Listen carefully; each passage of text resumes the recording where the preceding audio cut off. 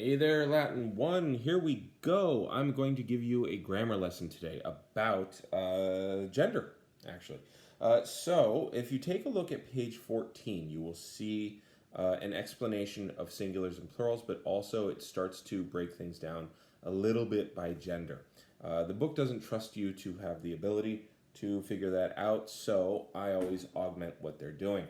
So let's talk about gender for a minute. The first thing I need to let you know is when we talk about gender in this class, regarding the grammar, it is a grammatical construct. It does not have the same meaning or weight to it that that word now has in our normal lexicon.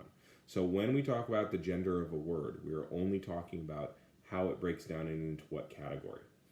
Also, this is a dead language, so it's entirely possible that their concept of gender don't fit ours. That makes sense. But there are two genders in Latin. The first one that I talk about is masculine. The second one I talk about is feminine. Although in the book and in many other ways, we run into feminines first. But the way that dictionaries are organized, they go masculine and feminine. Makes sense. Rome was a patriarchy. Every single noun has a gender. Every single noun. And every single adjective must match the noun that it modifies in both number and gender. So if you have a boy who is energetic, then your adjective must be singular and it must be masculine. If you have a girl who is energetic, then your adjective must be singular, it must be feminine. If you have multiple boys who are energetic, then it must be plural and masculine. And if you have multiple girls who are energetic, then it must be plural, it must be feminine. So they have to match, and adjectives match their nouns, not the other way around. So adjectives match their nouns in number and in gender, okay? Now, what this means, essentially, is that the endings of the words change based on what you're doing. So here's a handy-dandy little chart that I've given you. If it's feminine and singular, these are the possible endings we've run into for your nouns and for your adjectives. And ah. And I'm going to get into what each of those means grammatically later, but right now just recognize if you see any of these, think feminine singular. If you see any of these, think feminine plural. I, us, and is. Okay? It's pretty standard. So turns to I, turns to us, turns to is. Very standard, very easy, simple to understand.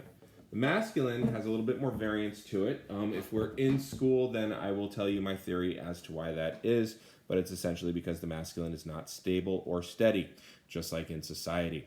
So masculine singular is us, or o, and the masculine plural is os, is. Now, again, you might be thinking, well, that's not fair. How come? Well, it was a patriarchy.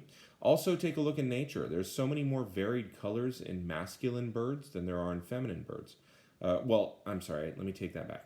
There are so many more colors in male birds than there are in female birds. And it's because the male birds are out there showing off, I guess. Because they can't just get by on their personality. That's what I'll tell myself. So those are your endings. Us, and turn to an e. Turns to os. O turns to is.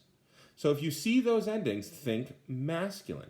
And again, if you see a masculine noun, any adjective that modifies it must also be masculine. If you see a feminine noun, any adjective that modifies it must also be feminine. So here are some examples. So, and I've color-coded it for masculine and feminine for you so that you can see it a little bit better. But, in horto currunt pueri defessae. The tired boys run in the garden. Now, I would like to point out that defessae is coming after the pueri, even though it's modifying them, but it also matches in number. It's plural, that's plural. It's masculine because that is masculine. That's how it works, okay? The next one, ex villā et ad piscinam puer strenuus ambulat. So ex villā, notice that villā is feminine because of the ending. Et ad piscinam, notice that it's feminine because of the ending. Puer strenuus ambulat. So the energetic boy. Strenuus is a masculine ending. Puer is a masculine ending. They're both singular as well. Ambulat, because a singular noun does a singular verb, right? Singular subject. So the energetic boy walks out of the country house toward the fish pond. And it doesn't really have any real rhyme or reason. Sometimes it's nice because they line up, but there's no real rhyme or reason why garden is masculine and fish pond is feminine. I don't know. It just is. You can come up with all kinds of explanations, but they're just simply shortcuts for you. They're not necessarily logical. There's a whole wonderful video on how different languages do different genders, because most European languages have gendered language, and what it does to their ideas of those nouns. It's fascinating. But let's get one last example in. So the puellai strenuai saipe corunt in agris. So plural feminine means you got to have a plural feminine, right? So the energetic girls often run in the fields. Agris is masculine. So any adjective that would modify agris would have to also be masculine and plural. And that's pretty much how it works. Now that I've explained this to you, I want you to go back and read page 14, and then I want you to do exercises 3D, and then 3B and 3C. So you're going to do 3D first, then do 3B and 3C. And I'll put examples on there for you, but let me just do 3D out loud for you. Marcus et Sextus in eādem villā habitant, because plural subject gets a plural verb. I don't want you to do anything more than that. If you feel like labeling, go for it, but right now it's just about getting that down.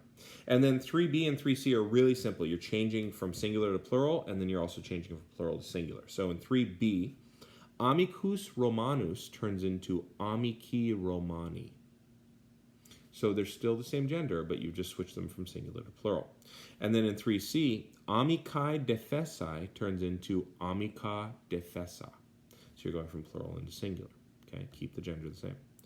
All right, so that's all you need to do. You need to do 3D, 3B, and 3C after you've done this grammar. All right, and feel free to take notes, and again, look back at the page 14. All right, I'm going to hit the button.